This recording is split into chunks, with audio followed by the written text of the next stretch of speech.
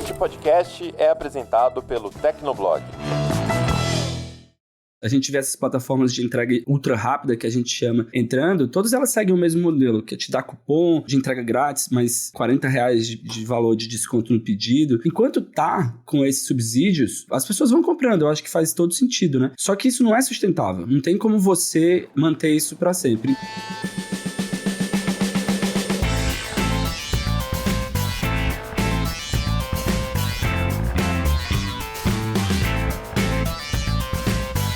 Olá, ouvinte, seja bem-vindo, está começando mais um episódio do Tecnocast. Eu sou o Thiago Mobilon. Eu sou o Paulo Riga. E eu sou o Josué de Oliveira. O mercado de delivery no Brasil segue hiperconcentrado. Em meio a essas tensões entre plataforma, restaurante, entregador, faltam ali opções que realmente façam frente ao iFood. Será que a alternativa, então, é ser pequeno? No episódio de hoje, a gente conversa aqui com o Pedro Saulo, que é um dos fundadores do App Justo. A startup de entrega tem um modelo ali bem diferente dos dominantes e a gente tenta entender um pouco melhor como que funciona essa proposta. Mas antes, não esquece de dar 5 estrelinhas pro Tecnocast lá no Spotify, no Apple Podcasts ou no seu aplicativo favorito e bora lá pro papo.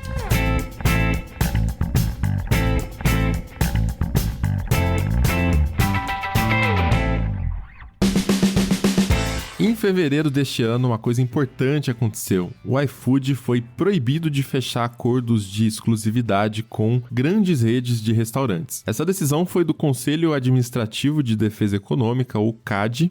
Desde 2020, esse órgão investigava se as práticas da empresa eram anticompetitivas. Quando o iFood fazia esses acordos de exclusividade, o restaurante ou a rede ficava restrito, né? Eles não podiam trabalhar com outras plataformas senão o iFood, o que, óbvio, acaba prejudicando o próprio consumidor. E isso dava também essa vantagem competitiva para o iFood, já que certos restaurantes só vai encontrar lá, né? Você não tem outra opção senão utilizar o aplicativo, né, Riga? Então quem começou a questionar essa exclusividade do iFood foi o Rappi, que é o segundo lugar ali, né? Segundo lugar bem distante, na verdade. Mas o Rappi começou a questionar, e aí depois entrou o Uber Eats, que até parou de fazer entrega de restaurante, né? Agora só tem supermercado. E depois a Abracel, que é a Associação Brasileira de Bares e Restaurantes. Então, essa decisão do CAGE, né? Com essa decisão, a ideia é melhorar as condições de concorrência no mercado de delivery. Então, o Rappi tem defendido algumas mudanças para talvez tentar equilibrar esse mercado que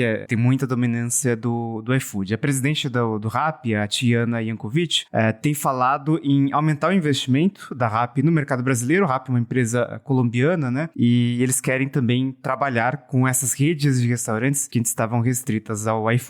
Esse é o contexto atual, né? Faz um tempinho que a gente não aborda aqui o mercado de delivery no Brasil. A última vez foi no Tecnocast 238, lá no ano passado, e naquele momento, o Uber Eats tinha encerrado as operações no Brasil há pouco tempo, né? E essa é uma outra característica do mercado de delivery brasileiro, que é os players vão saindo, né? A gente teve o Uber Eats ano passado e a gente teve recentemente 99 Food, que também se retirou do setor, foi em março desse ano, faz bem pouquinho tempo, e isso vai deixando cada vez mais a situação conveniente para o iFood, né? Porque ninguém consegue bater de frente. Teve essa decisão aí que promete estimular um pouco mais a concorrência e faz algum sentido, né? Porque você vai ter redes de restaurantes muito grandes e entre elas estavam McDonald's, Outback, que antes estavam restritas ali ao iFood, agora podendo ser acessadas por outros aplicativos, mas no momento que a gente tem ainda é uma dominância muito incontestável do iFood, que tem para lá de 80% do mercado de delivery no Brasil, né? E natural que com essa dominância também o iFood tenha adotado certas práticas e foi muito criticado nos últimos anos por várias coisas. Por exemplo, remuneração baixa dos entregadores, ou acho que principal aqui de toda essa dinâmica, né, que são as taxas cobradas dos restaurantes, que apertam demais as margens ali de tudo e sobra pouco para todo mundo. Fica 27%, sei lá quanto que era, mas um número muito alto ali nas mãos do iFood. Então, dentro deste contexto todo, a ideia toda de gig economy, onde as pessoas prestam serviços a partir de plataformas, passou a ser mais questionada também. Tem muitas discussões sobre falta de transparência, principalmente das plataformas, com os entregadores, mas na verdade com todo mundo, né? Tem a questão da falta de segurança para os entregadores, sobretudo no contexto da pandemia, mas é só a gente observar como os entregadores estão trabalhando, né? Às vezes eles fazem umas coisas muito loucas ali, porque eles têm uma cacetada de pedidos para entregar para valer a pena aquilo ali. E também tem reivindicações sobre as punições que os entregadores recebem. Então, pode acontecer de um entregador, por exemplo, ser suspenso do iFood. E aí, o iFood não estava dando direito de defesa para esse entregador. Tanto é que teve uma decisão recente aí que o iFood perdeu. E essas questões não são só com o iFood, né? Se a gente olha para outro dominante dessa gig economy, que é o Uber, ali na área de transporte, também tem críticas semelhantes, né? A pouca remuneração para os motoristas. Enfim, tem uma série de problemas e tensões que têm surgido aí nos últimos anos. Acho que no início, quando a gente começou a usar muito esses serviços, eles, pela conveniência deles, né, por tudo funcionar muito bem, a gente não parava para pensar muito nesses aspectos mais problemáticos, né, possivelmente anticoncorrenciais dessas empresas, né, mas agora isso tem estado mais presente nas discussões públicas. E, bom, dentro desse contexto de tensões, o mercado vai se mexendo ali, né, a gente não tem grandes concorrentes surgindo pro iFood, mas tem outros pequenos que vão aparecendo, inclusive é o que a gente vai ver agora. É isso, então a gente conversa agora com um dos fundadores do App Justo, que é esse novo player que tenta jogar um jogo diferente do que a gente tá vendo no mercado. E o Pedro Saulo tá aqui para conversar com a gente, explicar um pouco melhor, né, Pedro? Fala aí, tudo bem? Bem-vindo ao Tecnocast. Valeu, beleza, tudo bem. Ô Pedro, a palavra monopólio, ela é bastante usada para descrever o cenário de delivery aqui no Brasil, né? O pessoal sempre fica muito irritado de ter poucos players. A gente tem ali o iFood, que tem uma dominância gigantesca, e o Rappi, em segundo lugar, que até pouco tempo ainda estava definhando aqui no Brasil. Então é isso que vem acontecendo, né? Os concorrentes vão ficando pelo caminho, e no meio dessa, você resolveu lançar aí um aplicativo que é o App Justo, que surge como uma tentativa ali de resolver esses problemas aí, essa organização no Brasil, no contexto de delivery. Então eu queria que você começasse explicando para o ouvinte do Tecnocast qual exatamente é a proposta do App Justo. Bom, acho que tem já muitos pontos importantes do que você falou. Acho que a palavra monopólio é fundamental. Eu acho que é uma realidade. No Brasil, a gente tem uma empresa que, pelos números que a gente não sabe, é muito difícil saber exatamente por falta de transparência, que eu acho que é outro tema importante também. O que a gente estima é que mais ou menos 80% dos pedidos feitos em plataformas são feitos através do iFood. Tem muitos pedidos também que são feitos por WhatsApp e outras ferramentas. Então, a gente olha para o mercado de delivery, não só esse mercado que é atendido por plataformas como a nossa, o Rappi, o iFood, mas também por esses outros que acontecem via WhatsApp ou até por telefone mesmo. Tudo isso é delivery, que é um número muito maior, mas pensando só sobre esses pedidos que são feitos por plataformas, que a gente estima que é esse número de 80% mais ou menos. E, obviamente, isso não é muito saudável para o mercado. Essa realidade, eu acho que é válido a gente falar também que ela não é uma coisa específica do Brasil. Acho que as startups tendem ao monopólio, né? O famoso winner takes all. O Peter Thiel já fala disso, que todo sonho de startup é monopolizar o mercado. Então, eu acho que como sociedade, a gente sempre tem que estar tentando olhar para esses cenários e entender o que a gente pode fazer para ter um mercado que seja saudável, né? Mas falando sobre o App Justo diretamente, o que a gente entendeu, acho que já era uma ideia que eu estava já pensando ali no final de 2019, mas quando veio a pandemia e a gente entendeu que os entregadores que já prestavam um serviço muito importante, eles acabaram sendo alçados, né, a um lugar de trabalhadores essenciais, e em vez de ter benefício com isso, né, porque, cara, se você está fazendo um serviço essencial e se arriscando, não só no trânsito, como sempre, mas também numa pandemia que ninguém sabia muito o que ia acontecer ali, você deveria ser valorizado, né? O que a gente viu foi o contrário, a frieza do mercado faz com que todas essas pessoas que perderam o emprego, tiveram que trabalhar com entregas para ter algum tipo de renda, desvalorizasse o trabalho como um todo, né? Porque a lógica do mercado é essa. Tem mais gente oferecendo um produto ou serviço, ele tende a desvalorizar. Foi aí que teve muita manifestação pedindo vários pontos, né? Principalmente em relação ao que eles recebiam, mas outras questões também, que eu acho que é um tópico que a gente pode também falar. E eu comecei a entender que, principalmente ali quando saiu um Greg News do Vivier falando sobre o tema especificamente, eu entendi que existia ali um momento que era interessante de ser abordado. Então, a ideia do App Justo seria como fazer uma plataforma justa. Por isso que a gente resolveu ter esse nome. Como desenhar isso, né? Entendendo que seria possível, não precisaria de recursos bilionários para fazer uma plataforma enxuta. E o que seria, qual modelo que seria justo. Então, para adiantar, né, o App Justo, ele é a única empresa de delivery que ele permite autonomia aos entregadores. Eles já começam recebendo o valor que eles pedem em manifestação, que é no mínimo R$10 por corrida, e depois de 5 km mais R$2. Só que, na verdade, eles a gente criou um mecanismo que a gente chama de frotas que permite que os entregadores se juntem e eles possam definir qual é o valor do próprio trabalho, né? Que a autonomia é um tema super importante que a gente pode, se vocês quiserem abordar também, mas você não pode falar que os trabalhadores são autônomos se eles não podem definir nenhum valor do próprio trabalho. Para os restaurantes, o que a gente entendeu é que a taxa que é paga normalmente, que é base, ele é 26,5%, mas você também é muito incentivado, para falar uma palavra bonita, a dar frete grátis e pagar promoções, cupons. Às vezes, esses valores, quando você soma tudo, vai dar 40% do que o cliente está pagando ali num pedido, está indo para a plataforma e não para o restaurante. E a gente entendeu que nesse modelo, como uma startup enxuta, a gente poderia cobrar uma comissão bem menor, né? Então, cobrando uma taxa pequena, a gente incentiva os restaurantes a diminuírem os preços na plataforma, né? Que, obviamente, o restaurante ele não consegue arcar esses custos, ele tem que repassar ao consumidor. Não é justo a tendência, a maioria dos restaurantes fazem isso, colocam valores bem menores. E aí, o consumidor, ele consegue valorizar o trabalho do entregador, pagando mais para ele, mas sem pagar mais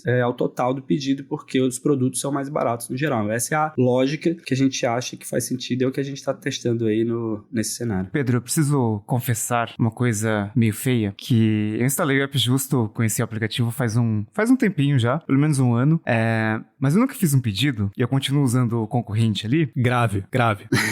Desculpa, gente, eu sei que a gente tá tentando falar de alguma coisa e tal, mas enfim. Transparência e honestidade é importante, vamos lá. Continuo usando o outro, justamente porque, do ponto de vista do usuário, que talvez não consegue ver isso, não tá muito preocupado quanto de taxa que o restaurante paga, né? Então, eu quando descobri isso dos 26%, eu fiquei realmente impressionado, mas não é uma informação que costuma chegar ali para as pessoas. E quando eu vou usar o aplicativo concorrente, que é o iFood, né? Todo mundo sabe, muitas vezes tem uma entrega ou grátis, para pedidos um pouco mais perto de casa, por exemplo, ou até, sei lá, R$5, R$6, beleza, eu pago de boas. E no App Justo, no mínimo uns R$10 de entrega eu tô pagando. Assim, a minha sensação é que vendo ali a listagem ali de restaurantes, os preços não são tão diferentes do iFood, apesar do iFood cobrar uma taxa muito maior.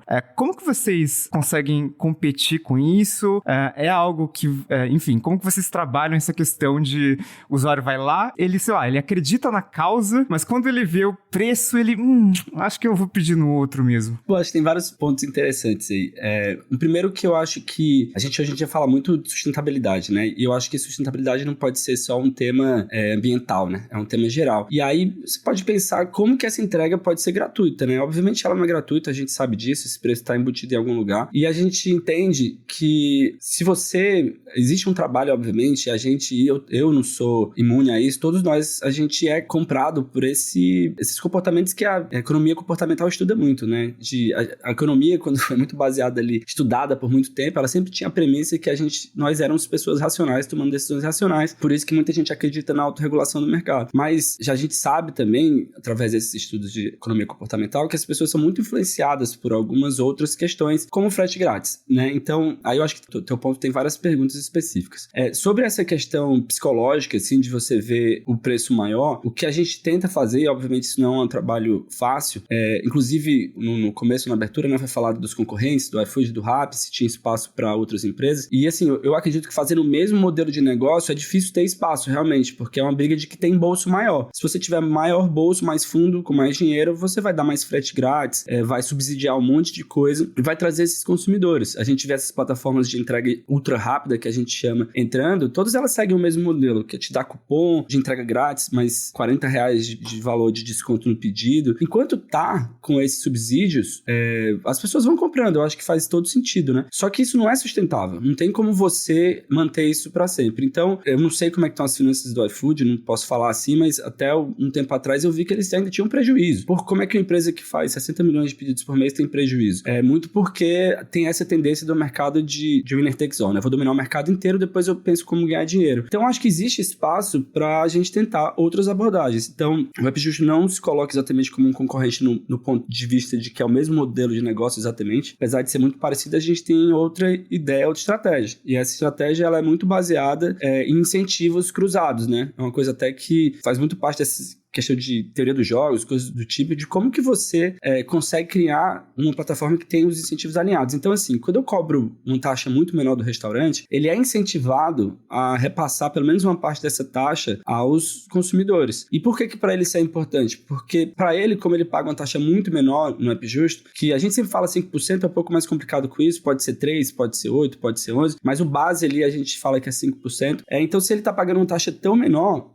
ele tem incentivo para trazer o consumidor para ele para nossa plataforma. Então, a ideia é que esse incentivo faça com que ele vá no Instagram, por exemplo, e divulgue a gente muito mais do que o iFood, por exemplo. A gente tem alguns restaurantes que falam que querem ajudar a gente a pagar a verba de marketing do bolso deles para trazer consumidores. Então, a gente tem isso do lado do restaurante. Do entregador, a mesma coisa, assim. O entregador hoje no App Justo, ele ganha em média R$12,42 nesse último mês por entrega. Isso é bem mais, pelos nossos números aqui, é basicamente o dobro do que ele ganha no iFood. Então, o entregador também é incentivado. Eles fazem vídeos, eles vão nos restaurantes que ainda não tem App Justo e falam, cara, você conhece o App Justo? Então, tem toda uma rede que se forma através disso. Aí eu poderia citar mais duas coisas. Sobre o consumidor, eu acho que tem, assim, uma parcela enorme da sociedade que está cada vez mais preocupado com isso, que vê o entregador correndo em cima da calçada de moto, indo na contramão, furando o semáforo, e porque ele tem que fazer 30 corridas no dia para conseguir sobreviver, e se acidentando, né? A quantidade de gente que a gente só vê os dados, né, de acidentes, de morte, de invalidez, é quase uma epidemia. Então, tem muita gente que está se sensibilizando a isso, que é o que a gente chama de consumidor consciente. A gente acha que nesse nicho de consumidor consciente, a gente já tem o que a gente precisa para ser sustentável como uma startup enxuta. Então, todas essas coisas fazem com que caminhe para um modelo um pouco diferente. Agora, claro, assim como você, eu e todos nós, e a maioria das pessoas que estão estudando a gente é sensível a preço também. O que a gente espera é que tanto as pessoas entendem que o trabalho tem que ser valorizado, o entregador, que não tem entrega gratuita, não existe isso, que não é sustentável financeiramente do ponto de vista da startup, da empresa, e que boa parte das vezes que você vai comprar, na verdade, os produtos são mais baratos e compensa, né? Então a gente faz um trabalho importante com os restaurantes para eles fazerem isso, mas é o que você falou, nem todo restaurante vai fazer, às vezes não é nem porque quer, porque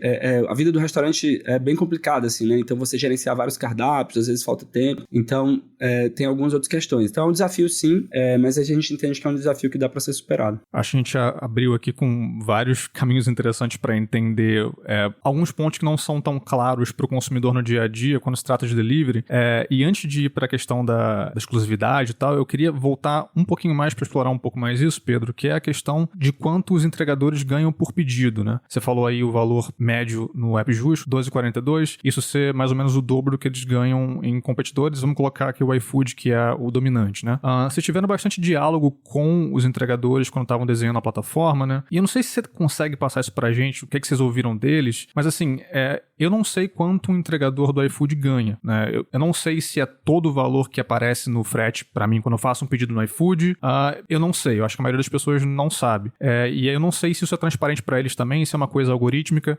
Vocês conseguiram extrair isso deles e, mais ou menos em termos de valores, assim, quanto que eles tiram e como é que eles começaram a perceber, se organizar, percebendo uma insatisfação nessa remuneração recebida das plataformas? Bom, pelo que a gente escuta, as plataformas em geral, eles trabalham com os algoritmos de maximização. Então, basicamente funciona assim. Isso funciona para Uber, funciona para tudo no geral, tá? Eles querem sempre maximizar o lucro. Então, significa o quê? Eles ficam testando quanto... Isso que eu falo, fica testando é um algoritmo mesmo, usando machine learning, coisa do tipo. Quanto que o consumidor está disposto a pagar de frete e quanto o entregador está disposto a fazer a corrida por valor. Então, para esse algoritmo, ele vai sempre extrair o máximo de dinheiro possível do consumidor até afetar a conversão. Então, se o algoritmo percebe que aumentando um pouco, a conversão está diminuindo demais, não vale a pena, ele regula o preço para ser o máximo possível sem afetar muito a conversão, que vale a pena, né? E para o entregador é a mesma coisa, a tendência é sempre diminuir o preço até que o entregador pare de aceitar a corrida porque está muito barato. E aí, primeiro, acho que a lógica disso, que é entendível do ponto de vista totalmente financeiro, mas não entendível do ponto de vista mais social e, enfim, humano, talvez. Essa é uma lógica que é a lógica padrão e ela, assim, meio que funciona. E ela tende, nesse sentido, a não ser transparente, não só porque nem o caminho que o algoritmo faz é exatamente conhecido, mas porque existe meio que uma brincadeira sobre isso, que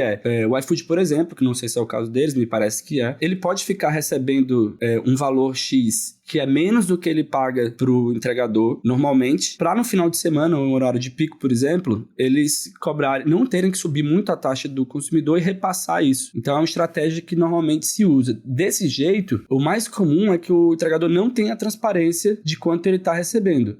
No Uber, por exemplo, eu sei que isso foi relativamente recente, até um dia desse, acho que um ano, alguma coisa do tipo, aqui no Brasil, os motoristas, eles não sabiam exatamente quanto que eles iam... na verdade, acho que até hoje, né? Até hoje eles não sabem quanto o consumidor está pagando. Então, é um desconto enorme lá, eu acho que chega a 40%, alguma coisa do tipo. Então, no geral, não tem transparência e os entregadores não sabem quanto os consumidores estão pagando.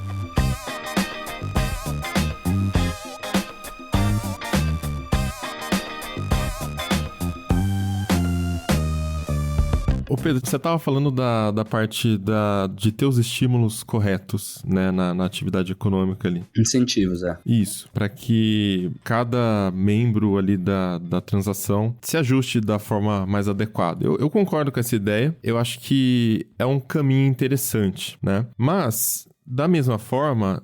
tem uma matemática aí que não tem muito como a gente escapar. Então, eu tô perguntando mais na curiosidade mesmo para entender o modelo de negócios, como que ele se sustenta, né? Você citou a parte da sustentabilidade do iFood por conta dos frete grátis que ele dá e tudo mais. Essa lógica do winner takes all, que sim, é uma coisa que tá enraizada no mercado, é assim que as coisas funcionam mesmo com startup, né?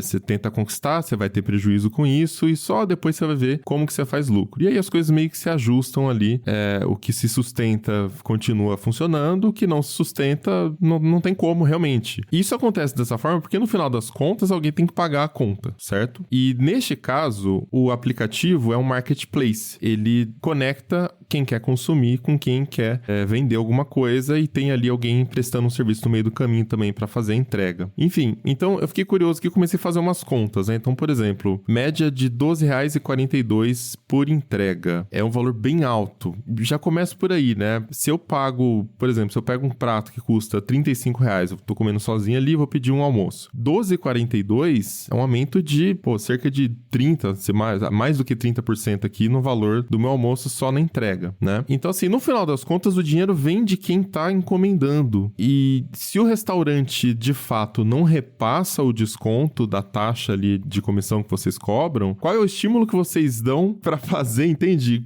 Como que vocês pretendem organizar isso? Porque se o restaurante simplesmente falar, não quero repassar, em vez de repassar 20%, eu vou repassar 5% pro consumidor, o prato não faz tanta diferença, o consumidor não tem nem o estímulo, o incentivo para instalar o aplicativo, porque, eu vou pagar mais no frete, economizo 5% no restaurante e ainda a conta tá mais cara, né? Então, enfim, queria entender realmente, porque você tá tentando reorganizar uma dinâmica que não é tão simples assim, né? A gente pode ficar falando aqui do que é justo e o mundo é muito injusto, de forma geral, né? Mas, no final das contas, a dinâmica que vai prevalecer é essa, alguém tem que pagar e o sistema tem que ser sustentável, né? Então, como é que você enxerga aí equilibrar esses pratinhos? Acho que tem vários pontos. Vamos primeiro para a matemática.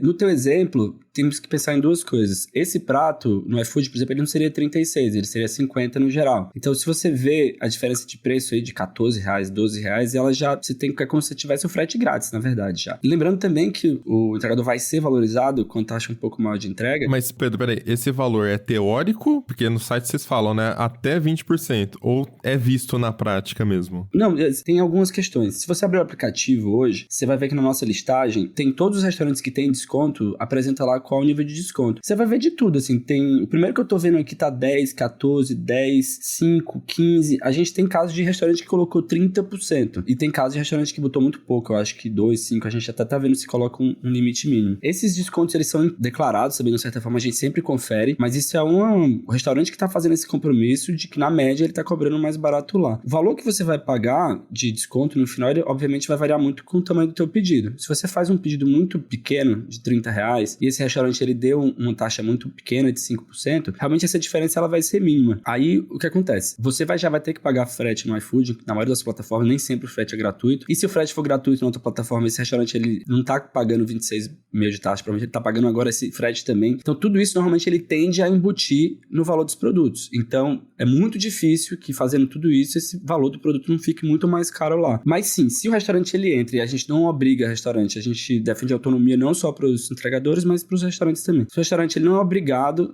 a colocar desconto, e se ele não coloca, o valor vai ficar mais caro, porque a entrega no App Justo, o entregador é valorizado. E aí, assim, para esses casos, assim, é o que eu falei, eu entendo que existem pessoas que todo mundo é um pouco sensível a preço, mesmo quem é rico, mas tem pessoas que são mais sensíveis a preço, tem pessoas que são menos sensíveis a preço. A gente tentou modelar esse negócio para que ele conseguisse parar de pé, entendendo só o mercado que a gente chama de consumidores conscientes. As nossas contas hoje, a gente chegaria ao break-even com 30, 40 mil pedidos por mês, pra você ter uma ideia. Então é muito pouco comparado com 60 milhões que o iFood faz. Então, uma parte da resposta a gente conseguindo continuar enxuto, a gente consegue break-even com uma quantidade de pedidos ainda muito pequena. Então, essa faz parte da estratégia de a gente não ser uma empresa inchada, seguir esse modelo tradicional de... Porque o Winner-Takes-All, acho que isso é importante a gente falar, é uma estratégia que é isso. A gente tá vendo essas demissões em massa acontecendo em todas as empresas, nem startups, nas empresas gigantescas de tecnologia, porque os caras, para eles é muito fácil, entre aspas, torrar um monte de dinheiro contratando muito mais gente do que precisa, esperando que isso vai ser necessário em algum momento, e depois demitir quando entender que não faz muito sentido.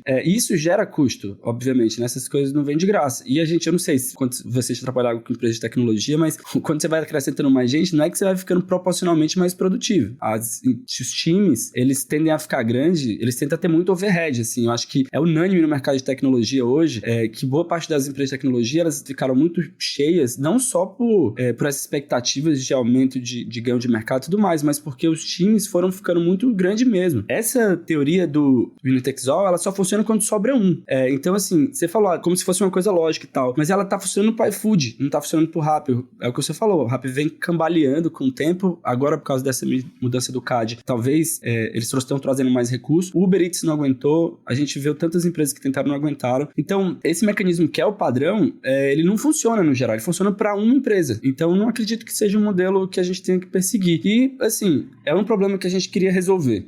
Fazer a mesma coisa que eles estão fazendo não era uma opção. Então, só cabe a gente realmente ter alguma alternativa diferente, né? Então, a nossa estratégia, ela vai por aí. Eu não posso te falar que ela deu certo ainda, a gente é uma empresa muito pequena, fatura muito pouco, mas a gente sente que tem um caminho interessante aí e a gente acredita nele. Pedro, fiquei com uma curiosidade quando você estava falando, do que vocês têm ouvido até dos restaurantes, né, dos estabelecimentos parceiros que vocês trabalham. Tem alguma especificidade que vocês têm encontrado, que vocês têm ouvido falar dos pedidos de vocês? Porque, assim, de primeira, o que eu consigo imaginar é o seguinte: se eu quiser fazer um pedido, sei lá, uma marmita, né, barato, sei lá, de R$20, e for no iFood, talvez a entrega seja grátis, ou seja muito baratinho e tal, e aí vai sair R$20 mais 3, R$23, por exemplo. No App Justo, mesmo se o restaurante der um desconto legal, eu ainda vou ter que pagar uns R$12 ali de taxa, R$10, R$12 ali de taxa de entrega. Então, eu tendo a imaginar que, ok, para pedidos, se eu quiser fazer um almoço de domingo, né, cheio de comida, ou então vou receber gente, vou pedir mais comida e tal, e vai ser um pedido grande, uma taxa de entrega de R$10 tá show. Mas um pedido pequeno já começa a ficar pensando e tendo a não usar. Tem alguma coisa desse tipo e quais outros fatores vocês veem nos pedidos de vocês? Bom, é difícil, assim, a gente tem muita coleta de dados, claro, né, como toda startup, mas eu diria que a gente ainda não tem tantos insights, assim, pra eu te falar essas coisas. O que a gente faz? E aí eu acho que também já traz outra coisa de transparência, que é importante. A ordenação dos restaurantes, por padrão, ela segue o critério de distância, que é um critério objetivo. Isso tem alguns motivos. O primeiro motivo é que quanto mais perto for, mais barato você vai pagar de entrega, menos o entregador vai andar, e todas as vezes que ele tá andando, ele tá correndo risco. A comida vai chegar mais rápido, a comida vai chegar melhor, você tá favorecendo o comércio local do teu bairro. Então, tudo isso pra gente é muito importante. A gente considera que são coisas muito interessantes. E sobre transparência, nos outros aplicativos, você não sabe direito por que tá aparecendo o que tá aparecendo ali, né? Você não sabe se o restaurante pagou pra ter uma relevância, tá mais bem priorizado no ranking, coisas do tipo. Então, acho que um primeiro ponto da gente, eu acho que isso muda bastante no App Justo, é que as entregas, elas tendem a ser mais próximas, porque a gente favorece o comércio local à distância. Como a gente ainda não tem muitos pedidos e consumidores, também acontece o fato de a pessoa ter que pedir num restaurante mais distante, porque mora numa região, talvez, que não tenha tanto restaurante. Acho que de coisa positiva, assim, a que eu mais posso falar é que a gente já recebeu muitos comentários de restaurantes restaurantes falam, cara, é impressionante, e de consumidores também. É impressionante como os entregadores do App Justo são muito mais educados do que das outras plataformas. O treinamento que vocês fazem é muito bom. E a gente nunca, obviamente, fez um treinamento, até porque a gente tem muito essa questão da autonomia especificamente. A gente não considera que eles são nossos funcionários, a gente faz de tudo, na verdade, para respeitar a autonomia deles. Então é muito interessante entender que, na verdade, quando o entregador é valorizado, e ele sente isso do nosso consumidor, porque o nosso consumidor, como ele tem esse perfil, no geral, que é uma pessoa mais consciente, que entende que esse trabalho precisa ser valorizado, os entregadores falam, cara, as pessoas atendem a gente pelo nome, dão gorjetas enormes, oferecem água, coisas que eles não estão muito acostumados em outros cenários, né? Então, isso é uma coisa muito positiva que a gente escuta bastante, a gente fica muito feliz com os depoimentos que a gente recebe, que são vários, de entregadores falando que a gente está mudando a vida deles, e mesmo numa escala ainda muito pequena, né? Entregador que fez mais corrida no App Justo, eu acho que não chegou a 500 ainda. Então, a gente fica muito feliz com essas peculiaridades, assim. Então, provavelmente o mesmo entregador que trabalha em outras plataformas, ou seja, não é que o entregador é mais educado, ele só não tá puto. Exatamente, com certeza, até porque o App Justo não tem, como a gente não tem muito pedido por dia, não tem como ele viver trabalhando pra gente. A gente até vê que muitas vezes eles priorizam a gente, porque eles sabem da importância, mas não dá pra ele viver só de App Justo hoje em dia, né? Então eles têm que trabalhar em outras plataformas, sim. Ainda tentando explorar um pouco mais as características da plataforma de vocês, Pedro, acho que já ficou claro que vocês têm um direcionamento bem mais específico, não é uma tentativa de competir com players como iFood e Rappi, e também na parte de financiamento da plataforma, vocês também tomaram um caminho bem diferente, né? Vocês não têm financiadores tradicionais, mas vocês fizeram um crowdfunding, se eu não me engano, logo no início ali da plataforma para iniciar as operações. Como é que foi isso? Como é que foi esse processo? E o que exatamente uma pessoa que participa de um crowdfunding, de uma startup, ganha exatamente, pra gente entender como vocês operaram? Boa, tem várias questões. Primeiro, assim, a gente começou com investidores tradicionais, entre aspas, e com anjos. Então, a ideia nasceu ali abril, maio de 2020. Eu chamei o Rogério, que é meu sócio, já fui sócio dele em algumas outras startups, a gente já fez algumas coisas juntos. E foi bem no momento que ele estava exatamente fazendo a saída de uma startup que a gente tinha fundado, eu já tinha feito antes, e ele topou a gente fazer esse negócio junto, e eu comecei a desenvolver, fiquei 2 meses desenvolvendo sem ter nenhum investidor, mas já trabalhando, e acho que em setembro a gente fechou o nosso primeiro investidor anjo, e a gente fechou alguns, eu não sei exatamente, às vezes eu esqueço esses números de financeiros, você fica mais com o meu sócio, mas acho que foram 14 ou 12 investidores anjos, e a gente vendeu ali mais ou menos 10% da plataforma e captou 1 milhão durante esse período. E assim, são investidores de impacto, são pessoas que sabem, obviamente, esperam ter retorno como a gente espera ter retorno financeiro, mas eles estão muito interessados que a plataforma exista para ser uma alternativa a esse mercado, no impacto social que isso causa, e entendem que, diferentemente do investidor startup tradicional, que é meio pirâmide, né? O cara investe aqui porque ele quer sair na próxima rodada porque alguém vai comprar o valor dele mais alto. Ele entende que é uma coisa mais a longo prazo, que ele participa disso de uma forma que não tão piramidal, assim, digamos assim. Então a gente tem investidores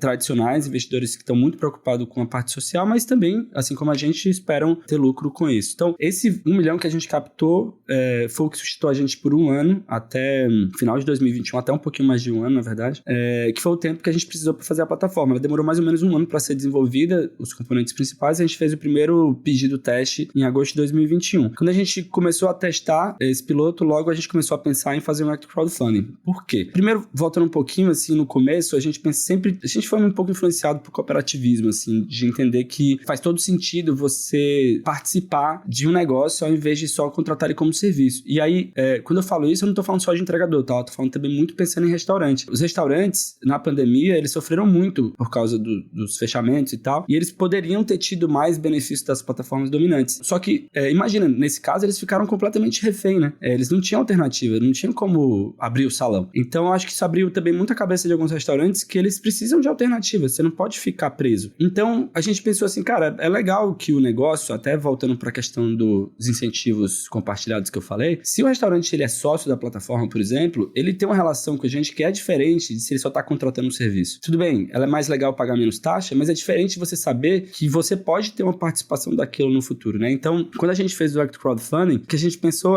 cara, eu quero que entregadores sejam sócios, eu quero que restaurantes sejam sócios, eu quero que consumidores sejam sócios. Cara, se eu sou sócio de uma plataforma de delivery, por que eu vou pedir um concorrente, né? E tem toda essa coisa que a gente já teve vários sócios nossos que chegaram, sócios assim, investidores, né? Que chegaram pra gente e falaram, cara, eu pensei nessa ideia, a ideia é mó legal sobre marketing, cara, eu tenho um cara pra te apresentar que pode ajudar vocês a chegar em alguém pra conversar sobre regulamentação. Tudo isso acontece porque a gente tem 1.000 sócios. Então, Então, a gente encara o Act Crowdfunding como uma solução muito boa para o nosso tipo de negócio, que é um negócio que faz sentido, é um negócio que tem muita gente usando, né? Muitos consumidores, muitos entregadores, muitos restaurantes, e faz sentido ter esses incentivos cruzados. Então, a gente preferiu ir para esse caminho do que para um caminho tradicional. A gente também conversa muito com investidores de impacto para conseguir captar. A gente entendeu que no nosso tamanho não é tão fácil a conversa, então a gente ainda prefere esse caminho, que é um caminho interessante para a gente do Act Crowdfunding. Então, a gente lançou final de 2022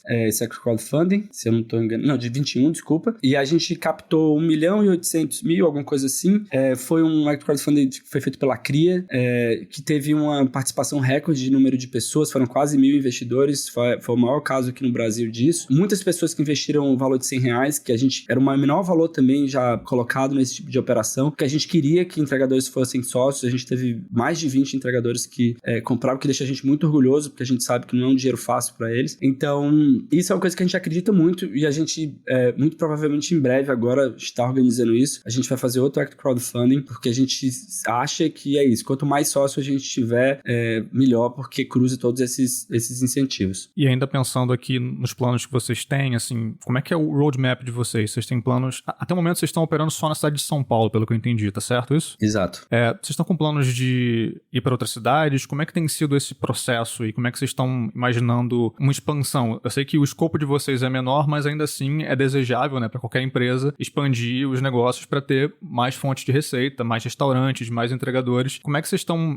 vendo isso e, enfim, vocês têm um roadmap à frente aí planejado? Claro, não, assim, a gente não se coloca como exatamente concorrente do iFood, porque a estratégia de crescimento é totalmente diferente, o bolso é incomparável, os recursos, mas obviamente a gente é um produto alternativo, né? A gente se coloca como uma alternativa e a gente quer ir aumentando nossa participação no mercado. Eu não gosto muito de falar de futurologia, assim, que a gente quer chegar a X%, mas a gente quer ter um papel relevante nesse mercado, sim, e para isso a gente quer expandir para todo o Brasil, assim, não sei dizer quantas cidades do Brasil, mas a gente quer expandir para todo o Brasil. A gente, enfim, imagina, né? Tinha uma equipe super enxuta, pequena, a gente, além de garantir a estabilidade da plataforma, a gente teve que fazer várias coisas, né? Então teve um período, um ano atrás, sei lá quanto tempo foi, a gente começou a ver muita fraude na plataforma, que é uma coisa que a gente não estava preparado no começo. Rola direto no iFood, no Rappi da vida, é uma preocupação que muita gente tem na hora de fazer pedido, né, cara? Exatamente, é uma preocupação e a gente percebeu que a maior fraude, na verdade, muitas vezes, pelo menos com a gente, tem mais fraude vindo de consumidor do que de entregador, porque a pessoa pega um cartão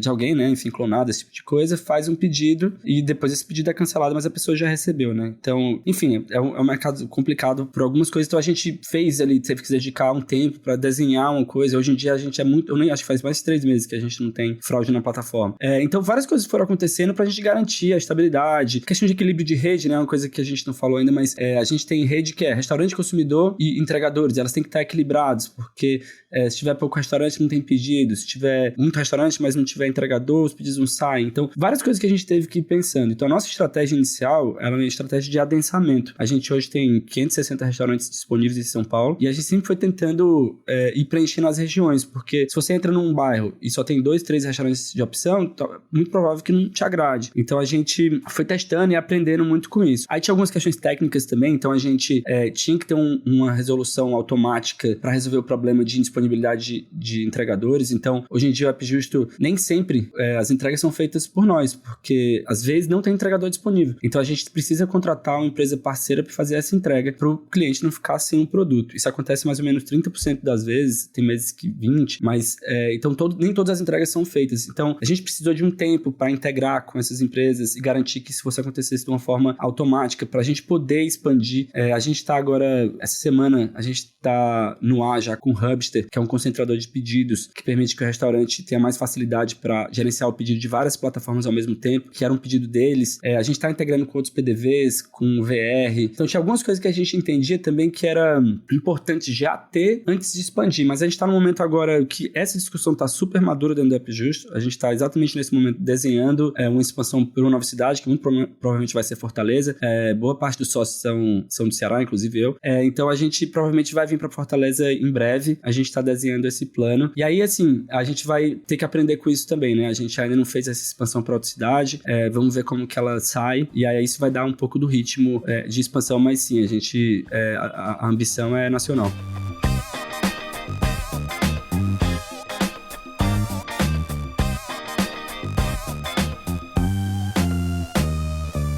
Pedro, o entregador, ele não tem nenhum tipo de exclusividade, né? Ele pode trabalhar igual o pessoal do Uber fazia, de usar Uber junto com 99. Ele tem essa liberdade, né? Sim, a autonomia é um dos princípios básicos do App Justo e não tem como eu falar que ele é autônomo se eu proibir ele de estar em outra plataforma. Até os restaurantes, a gente tem restaurantes que escolheram estar só no App Justo, mas a gente não chama de exclusividade. A gente criou um selinho lá que a gente chama só de App Justo, que se você entrar na plataforma você vai ver que tem vários restaurantes que só estão com a gente, mas é decisão deles, assim, não tem nenhum tipo de contrato que os obrigue a ficar só com a gente. E pelo que você falou, essa taxa que você falou de 30% das vezes ter que contratar uma terceirizada para fazer a entrega, bom, mostra que provavelmente está tendo mais pedido do que, né, o lado do consumidor tem mais do que o lado do entregador, aparentemente, seria isso? É difícil dizer que é exatamente isso.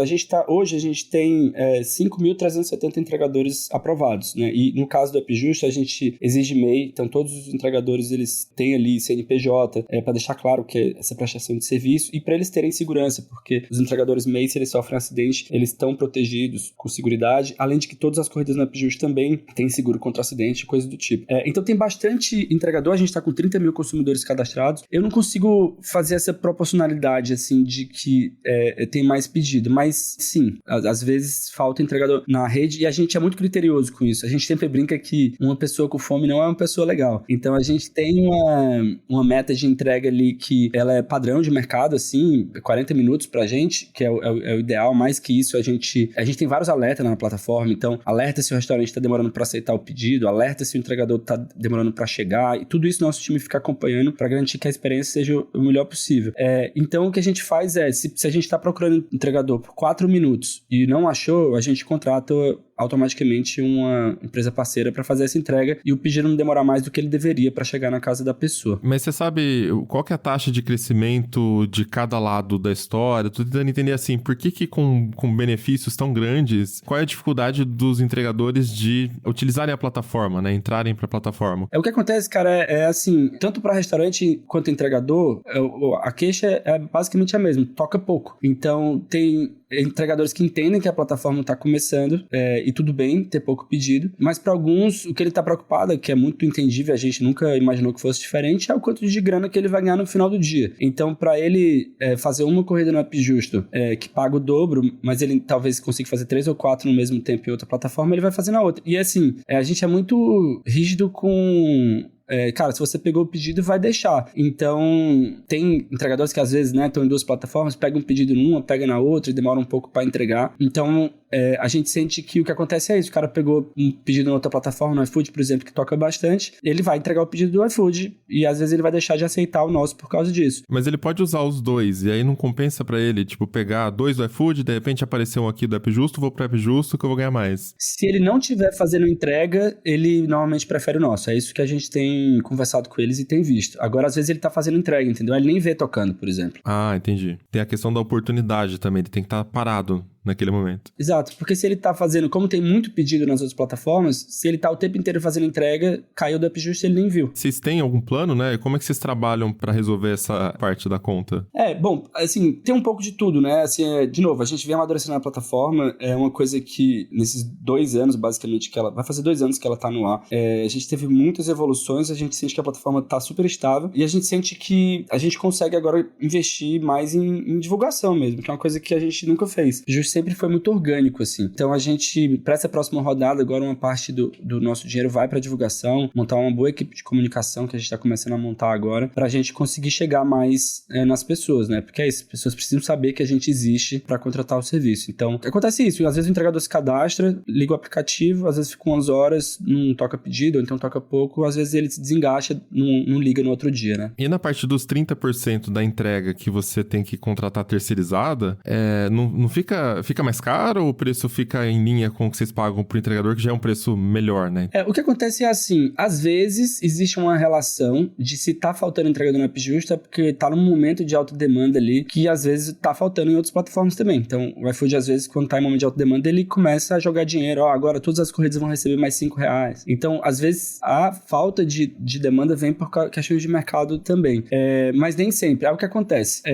A gente tem esse mecanismo, que é o mecanismo que vê quando quanto que tá o preço de mercado. Se tiver um momento que o algoritmo entende que tá em alta demanda em outras plataformas, o consumidor pode pagar uma taxa extra, como acontece hoje já em outras plataformas. O preço não é mais fixo, tem taxas extras nesses casos também. Acho que tem um negócio, você pode pagar pra entregar mais rápido. Eu vi isso outro dia, não lembro se era meme ou se era real, se lançaram isso mesmo. Não, tem isso. É um mecanismo que é tipo isso, e aí basicamente acredito que eles repassem mais dinheiro pro entregador pra incentivar alguém pegar mais rápido, né? Eu entendo que seja isso, não posso garantir. Mas então o primeiro passo é esse cálculo que a gente faz, e aí a gente, se realmente for preciso contratar um terceiro lá na hora, o algoritmo vai entender quanto que precisa pagar. Tem casos que a gente paga mais. Se a outra plataforma que a gente contrata tiver com preço dinâmico, às vezes a gente paga mais do que a gente recebeu do consumidor. Tem casos que sobra. Aí nesse caso que sobra, o que a gente faz a gente deixa de crédito e incentiva esse entregador que fez essa corrida a vir pro App Justo. E ele recebe esse dinheiro se ele se cadastrar, né? Ainda pensando nessas particularidades dos entregadores, uma das insatisfações que a gente percebeu aqui na pesquisa para esse episódio é que em plataformas dominantes, aí iFood, Rappi e tudo mais, em muitos casos, quando eles recebem punições da plataforma, eles não conseguem recorrer dessas punições. E aí, enfim, a gente sabe que tem muito caso de fraude, etc,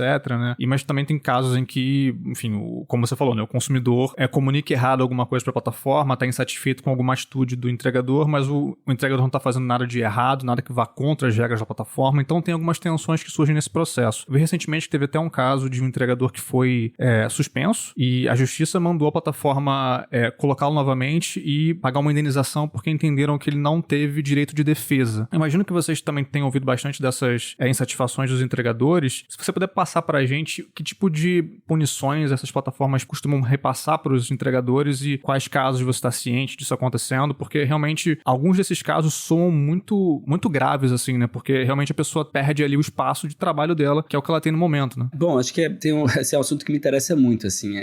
Primeiro na questão da autonomia, né? Como eu falei antes, você não pode falar com uma pessoa autônoma se ela não pode definir o valor do próprio trabalho e se ela tem outras punições. Então, a gente fala muito de valor, que é muito importante. Eu acho que o principal ponto dos entregadores é que eles recebam o que é justo pelo trabalho deles, mas tem algumas outras coisas. Por exemplo, código de confirmação. Uma das exigências deles, reivindicações, é que todas as entregas sejam confirmadas por código, porque quando o cliente confirma o recebimento, fica muito difícil para o cliente alegar que ele foi fraudado. Então, o AppJust, desde o primeiro dia de operação, todas as entregas têm código de confirmação. Eu não sei por que, mesmo assim, no iFood não é sempre. Eu acho que eles têm algum mecanismo lá para identificar se a entrega pode ser mais problemática ou não, e aí eles pedem em alguns casos, outros não. Geralmente, quando entrega do iFood, né, pelo próprio iFood, aí eles pedem o código, mas quando, sei lá, o motoboy é do restaurante... Quando é do restaurante, não, né? Não, isso sim, mas eu acho que mesmo nas entregas deles, não são 100% dos pedidos, e é por isso que os entregadores pedem é uma das reivindicações deles, né? Então é por isso que a gente fez. Bom, aí, só voltando um pouquinho sobre a autonomia, existe a questão do ranking, do score, né? Porque o algoritmo, ele tenta entender ali para quem é a melhor pessoa para receber o pedido. Então, o que eles fazem muitas vezes? Se eles estão mandando uma corrida para uma pessoa, a pessoa tá rejeitando, eles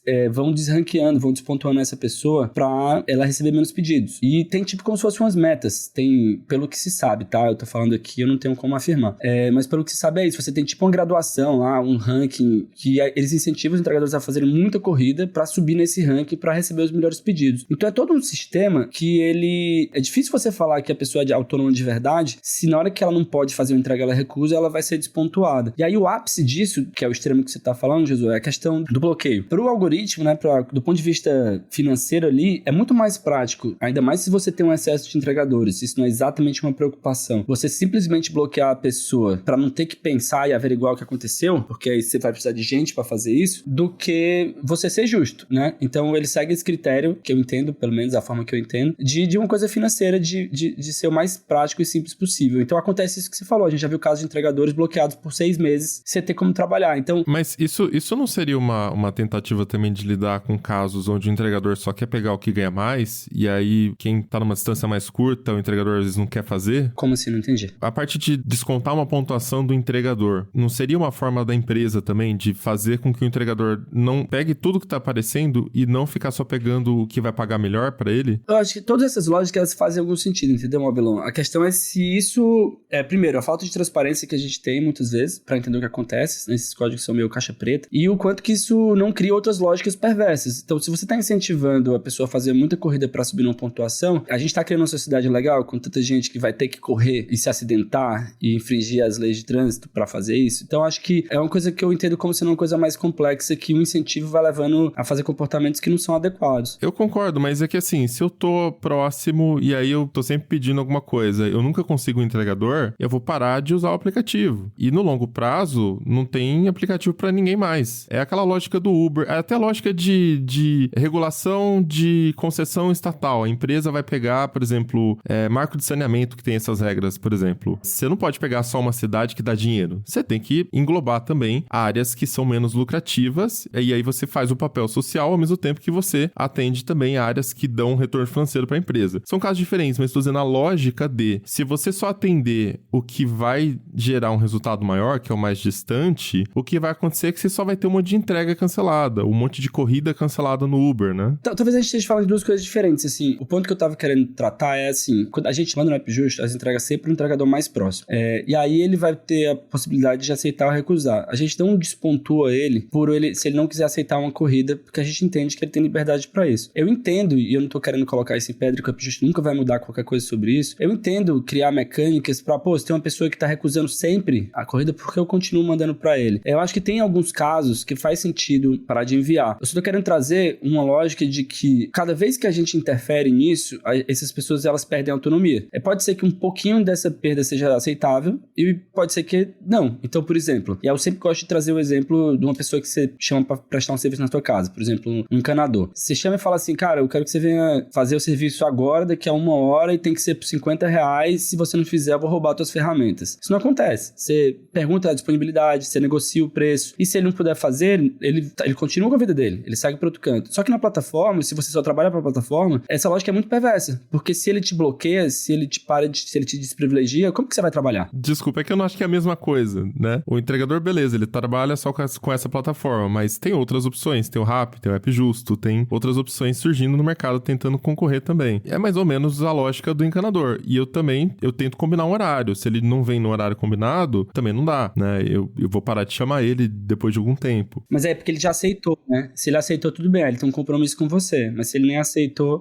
Se ele várias vezes não aceitar, eu não vou chamar mais ele, entende? É mais ou menos a mesma coisa. Eu entendo que é diferente porque ele não tem um intermediário. Você tá ligando pra ele provavelmente. Se tivesse uma empresa que detém 80% dos encanadores e essa intermediária te dissesse quem você pode chamar ou não, e ele decidisse pelos critérios deles quem você pode chamar ou não, era outra situação. E eu acho assim, esse mundo que a gente conversa com os encanadores diretamente não tá deixando de existir. Todos eles vão servir a plataforma daqui a um tempo. Então a gente tem que se preocupar com isso. O App Justo tá tentando fazer a parte dele e a gente tem uma solução que eu acho que eu vou aproveitar e falar sobre ela também, que é uma proposta pra gente de regulamentação do setor. Aí só pra falar sobre a questão do bloqueio que o Josué tinha trazido, acho que esse é o limite máximo. Acontece isso, de esses bloqueios serem feitos de forma automática, sem nunca passar por uma revisão humana. Então, no App Justo isso não acontece.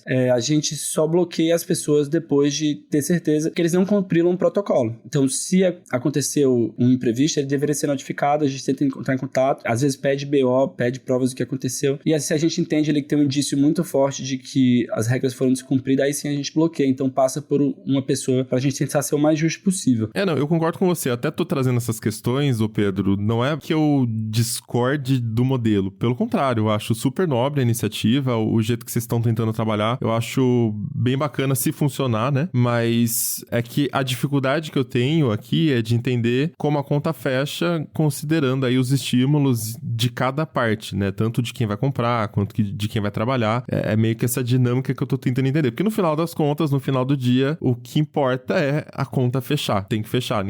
A gente precisa viver, a gente precisa comer e, né? Não existe almoço grátis, nem frete grátis. Nem frete grátis. Então, não existe frete grátis, é por isso que no App Justo ele é cobrado.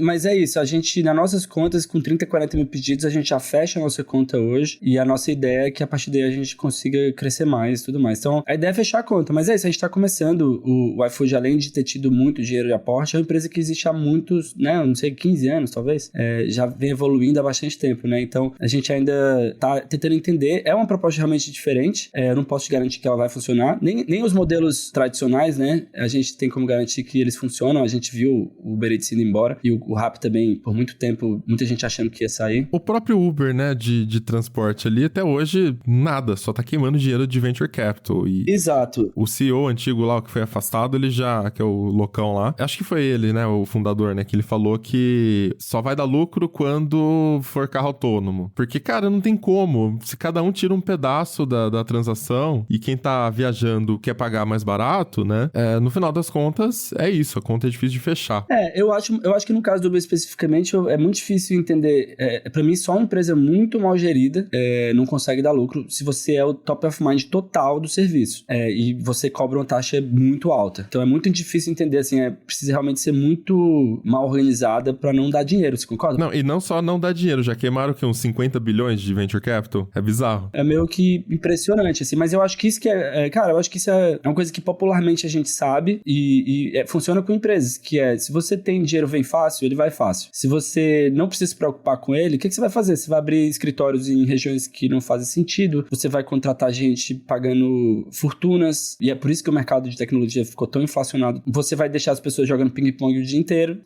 Então, eu acho não, mas é legal, você tem que ter mesa de ping-pong, não, senão não é empresa de tecnologia. Então, exatamente. Então, acho que tem um pouco disso. Eu acho que as empresas, essa série de demissões agora, eu espero, obviamente não estou comemorando demissão, mas eu acho que elas são um reflexo desse modelo que ele está se esgotando. Eu espero que as empresas, elas aproveitem. Empresas não são coisas novas. A diferença de startup, para mim, são basicamente duas. Ou empresa que ela está tentando procurar um modelo de negócio, isso para mim é importante, e é o que a Upjuice está tentando fazer, por isso que eu não posso te garantir que a gente vai dar certo, apesar de eu acreditar nisso. É realmente um pouco diferente do que está aí, mas isso é ser um startup. E a segunda coisa é a possibilidade de crescer rapidamente. Então eu acho que o resto, ele é a empresa, que precisa ser gerida. E eu acho que muitas vezes nessa coisa de pirâmide, assim, que sempre vai vir outro investidor para bancar o prejuízo passado, sempre vai vir outro investidor, eu acho que isso deixou muito mal acostumadas as empresas. A gente não quer ser assim, a gente tenta ter um modelo mais enxuto para que a curto prazo a gente consiga verificar. Pé no chão, né? Eu sou a favor disso também. Mas, assim, tem uma outra coisa que a gente viu aqui, que vocês estão propondo uma ideia de cadastro único dos entregadores. Outro dia mesmo, eu acho que eu tava postando no Twitter, perguntando se, caraca, ninguém inventou ainda um aplicativo de motoqueiro, né? Para os motoqueiros se cadastrarem e se oferecerem de forma autônoma. Fala pra mim, como é que vai funcionar essa ideia? O que você tá querendo fazer com isso? Boa. Bom, primeiro assim, boa parte da ideia, na verdade, ela é uma ideia política. Então, é difícil até imaginar que ela vá pra frente, né? Porque a gente até tentou entrar em contato com algumas pessoas que fizeram alguns pontos pra gente tentar chegar nesse grupo de trabalho que tá sendo formado pra discutir isso, mas a gente não tem essa cadeira lá. Quem tem são as plataformas dominantes, então a gente não sabe que tipo de regulamentação vai vir. Mas a gente tem dois pontos, basicamente. Um que talvez uma regulamentação pro setor, ela devia ter alguma diferenciação entre as empresas que permitem autonomia e as empresas que não permitem autonomia. Então, poderia ter um modelo que fala assim, cara, se os valores são definidos pela plataforma e outras coisas que eu comentei, esse nível de autonomia do entregador é muito baixo. Então, enquadrar a empresa num regime. Se outras empresas e no caso existe, né, por exemplo, o InDrive, ele funciona de uma forma mais autônoma, é diferente do Upjuice, que no Upjuice funciona de uma forma coletiva, mas tem um modelo de autonomia lá, que ele podia ser enquadrado como uma coisa diferente. Não, essa pessoa que ela define, ela é mais autônoma, ela não sofre punição de forma sem transparência. Acho que esse é um ponto que eu acho que devia ser discutido, mas o segundo ponto para mim que é muito importante é o seguinte, as plataformas no geral elas são caixas pretas, né? Então quando você vai pedir um Uber e aparece lá, tem pouco motorista e muito... preço dinâmico, né? Aí você já infere, não, tá tentando regular, pouco motorista, muita gente pedindo, aí o preço aumenta. A gente não tem como saber o que tá por trás disso para saber primeiro se isso é verdade. Segunda coisa, a gente não tem como saber que isso de fato funciona. Eu sempre ficava na minha cabeça pensando assim, cara, tipo, será que o cara tá em casa no sofá esperando o preço subir pra ir pra rua e quando ele chegar, será que vai estar mais alto ainda? Ele sempre me pareceu uma coisa um pouco esquisita. Então, a nossa ideia das frotas, né, que é como isso acontece, é que esse preço dinâmico ele seja feito pelos próprios entregadores. Cara, começou a chover, a gente aumenta o preço e a gente fica trabalhando nesse preço maior até a gente achar que não faz mais sentido, alguma coisa do tipo. Mas enfim, voltando para a questão da caixa preta. As plataformas são caixa preta e significa que a gente não sabe muito o que acontece lá dentro. Eu acho que a primeira coisa, antes de a gente pensar exatamente que tipo de regulação a gente tinha que ter, a gente tinha que ter como se fosse um protocolo básico, padrão, onde governo, os estados, cidades, soubessem de fato o que está acontecendo ali. Ou seja, quantas entregas são feitas por dia em todas as plataformas? Quanto tempo, em média, demora essas entregas? entregas. Quanto, em média, essas pessoas estão recebendo pelo trabalho que elas estão fazendo. Eu fico pensando, como que você consegue regular alguma coisa se você não sabe nem essas informações básicas? Então, a ideia do cadastro único seria o seguinte, ter uma fonte única de todos os trabalhadores de plataforma, onde eles pudessem se cadastrar, e as plataformas, elas seriam obrigadas a só contratar pessoas que estivessem ativas nesse cadastro, e elas seriam obrigadas a informar que tipo de serviço foi contratado, quando aconteceu e quanto elas pagaram por aquele serviço. A partir disso, é possível fazer muita coisa de regulamentação. Você pode definir, por exemplo, um mínimo. Por exemplo, para o serviço de entrega, você não pode pagar 30 centavos por quilômetro. Você tem que pagar pelo menos R$1 por quilômetro.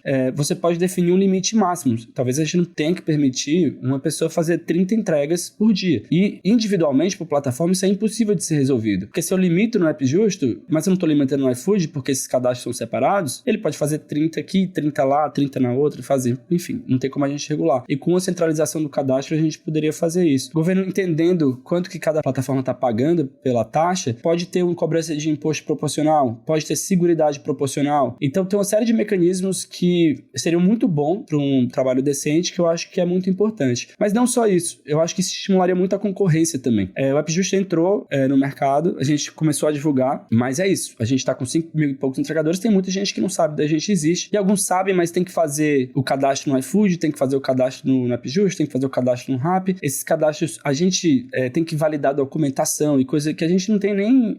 a gente não é cartório, né? Então, imagina um caso que realmente tem um cadastro único, onde teria uma entidade que seria responsável por validar aqueles documentos, garantir que eles são originais, manter aquele cadastro ativo. Às vezes significa que o cara ele teria um treinamento de segurança, tudo envolvido para todas as plataformas ao mesmo tempo. E aí, onde seria bom também para a concorrência? Entrou uma plataforma nova, esse cadastro ele é do entregador, ele não é mais do iFood, ele não é mais do AppJust. Na hora que a plataforma entrasse, poderia aparecer nesse cadastro, tem essa plataforma aqui nova, você quer disponibilizar os seus dados para essa plataforma? Sim. Na hora que ele faz isso, esse dado já está disponível para outra plataforma, sem precisar ter que fazer um novo cadastro até a hora que ele não quiser mais. Um mecanismo de bloqueio que funciona de forma totalmente autoritária, assim, né, de qualquer jeito, não poderia mais ser feito assim. A plataforma ela pode suspender a pessoa, mas ela tem que provar que realmente aquela pessoa cometeu um problema. E aí outro benefício disso, se é provado que realmente para o entregador o benefício é alto, porque não vai ser mais arbitrário, vai ter que ser realmente algum processo para garantir que aquilo descumpriu os termos de uso. E para as outras plataformas é ótimo também, porque às vezes, o que a gente já viu acontecendo no AppJust, um entregador se cadastrou, o ganha-pão dele tá no iFood, ele não se preocupa tanto com o cadastro dele no AppJust, então para ele pegar um pedido, por exemplo, e levar para casa não é um grande problema, porque a gente bloqueia ele e ele não vai sofrer nenhuma sanção com isso, porque o cadastro dele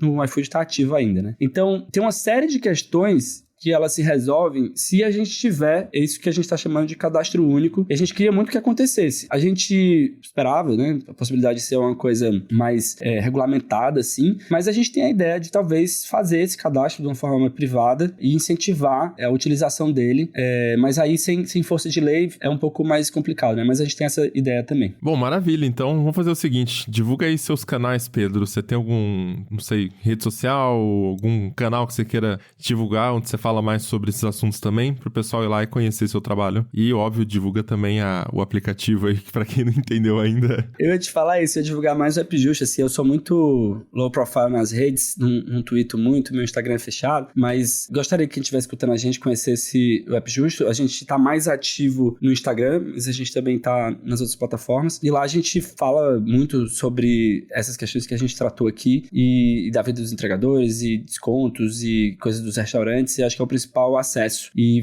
ficar ligado, quem se interessou, acredita nessa possibilidade. Em breve acho que a gente vai ter notícias sobre uma nova rodada de investimento coletivo e mais pessoas podem se juntar a gente e se tornar sócios dessa ideia. Desculpa, o canal no Instagram é @appjusto.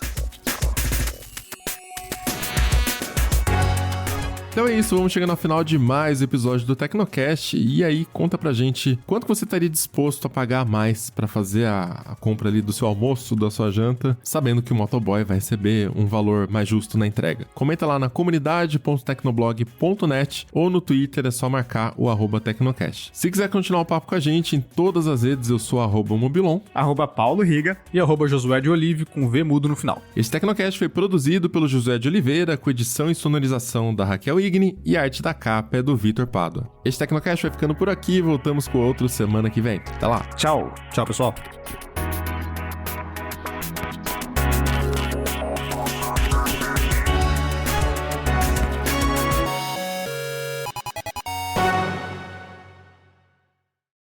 Arroba. É uma sílaba que você tem que explodir pra fora o ar. Ba. Ba. E aí, o mo é tipo quase puxando o ar. Arroba mo. É muito difícil. Arroba mobilon. Tem que ser isso. Arroba ma, arroba me, arroba mi, arroba mo.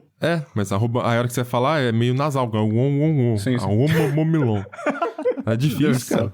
Ai, ai.